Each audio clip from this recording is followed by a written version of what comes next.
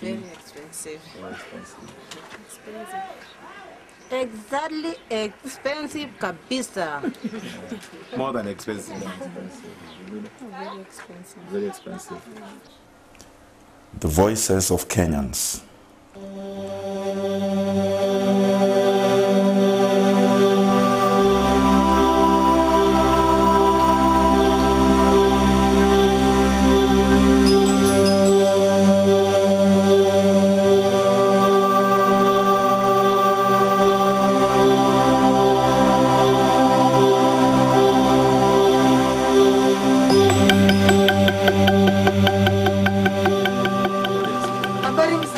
Mzuri. Unapanda ndo? Pando imeisha. Ile nilikuwa naye ni direct na ingine. 10 bob. Pair. Uwa 7 bobo uliongeza. Not me, but tax. They had a tax, government had a tax. Yeah. Nipe juna umwana kichwa nitafanyaje. From the coastal region bordering the Indian Ocean to the cosmopolitan capital city in the central part of the country, and further deep to the western frontier around Lake Victoria, these voices echo the same sentiments when one commodity becomes the subject of discussion: medicines.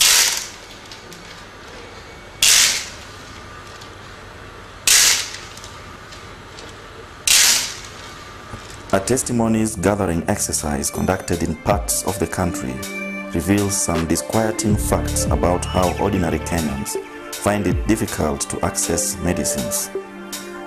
The main obstacle is financial. A large number of Kenyans live below the poverty line, and essential medicines are one of the commodities that many of them cannot afford to buy. A cross-section of society is affected, from that child living in an urban slum to the vibrant youth in the middle-class neighborhood and to the senior citizen in an upcountry village. Surveys to monitor medicine prices and availability have been conducted in Kenya by Health Action International Africa in collaboration with the Ministry of Health and the World Health Organization since April 2006. These surveys have consistently shown that the cost of medicines is beyond the reach of majority of Kenyans. Onyango Wambia is one of them. A small-scale farmer in northwest Maseno location in Nyanza province, Onyango's monthly income is hardly ever enough for him to set aside a budget for the regular doses of medicines that he needs. You see, Onyango is diabetic. Sometimes I fall sick because of diabetics. Yeah, I cannot afford even the test because the test is 200 shillings if you go to Shulaimbu. So you find sometimes you cannot access such services. Yes. Or you need a particular type of drug. Yes. Maybe you know about it. Yes. You know the drug, you know the dosage, but you cannot afford it.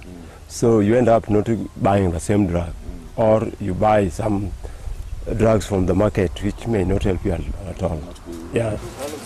Onyango's case may not be an isolated one in this area. According to him, majority of people living here rarely use medicines, including those who need them regularly. Poverty is widespread, making underdosage a common occurrence here. Rogers Lupia, a pharmacist, testifies to this fact. Most of the clients here are very poor. When I was working in the main pharmacy, I've realized that most of the clients that we see, they rarely manage to pay. Because I've realized most of the drugs, like now, like most antibiotics, yes, the amoxicillin and the Cipro and the fluoxetine, most of them are, the prices have gone up. Getting sick or being ill is something which comes suddenly. And because we don't have constant income, it's difficult to budget for our medical bills. So whenever one falls ill, sometimes one falls ill without even the cash at hand. So you find that buying medication or drugs is very expensive. It's expensive. So we end up even underdosing. Okay. Talking of underdosing, Habiba Mohammed, an environmental activist resident in Kibera in Nairobi, recalls a time when she had to do that herself. diagnosed with typhoid. Habiba was dismayed when she was told the total price of the medicines she needed for her treatment. They would cost 4,000 Kenya shillings. Her story is about how she had to look around for a less expensive chemist and still spread the purchase of the drugs over a period of 3 weeks. She would buy a few tablets each time she got some money. Nikapata typhoid, nikaenda hii ya dio tu. Nikaambiwa sijui ni amoebiasis, nikaandikiwa madawa, nikazimeza, ikawa nothing happened. Nikaenda kuna hospitali ya Chinese hapa Ngong Road, inajiita Ishinkai. Nikaenda lab test, nikapimwa malaria, typhoid. Hiyo ikawa results za typhoid, ikawa niko na typhoid, ikawa niko na malaria. The drugs they prescribed kwenda kwa duka yao ilikuwa 4,000 shillings. Mimi nikaambia siwezi afford, wakanipea prescription yangu, nikaenda town. There's a pharmacy inaitwa Transkim. Chini huko Ronaldingani TC. Nikaenda pale nikapewa the same drugs for 1,800, which walikuwa wameniambia ni 4,000. But kununua hiyo drug ya 1,800, it took me almost 3 weeks ndio nilikuwa nanunua 200. Nikiona imelekea kuisha, natafuta pesa hivyo at least nimalize the dose. Sasa generally dawa ni expensive. Habiba and her neighbors are caught in a dilemma. They have lost confidence in the public health facility in their neighborhood, complaining of frequent unavailability of appropriate medicines. That has often pushed them to seek treatment in either private clinics or in church-run and NGO-managed facilities. But these charge consultancy fees, which Habiba and her neighbors have to struggle to pay.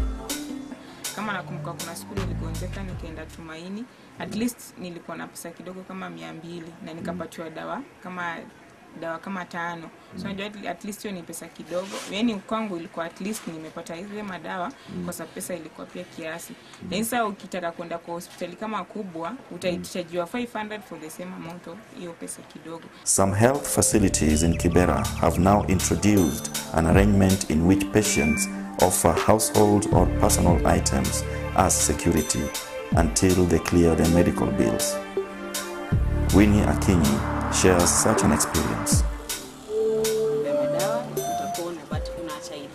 Lakini waligundua mtu wa ID anaenda kabisa anaenda kuchukua ID nyingine. Sasa siku hizi ufanya wanakutibu alafu unaacha any value yenye uko nayo kwa nyumba, kama ni kiti unapeleka. Then siku ile utalipewa pesa utakuwa kiti yako ama TV, something like that. Hivyo ndio tuna survive. Kibera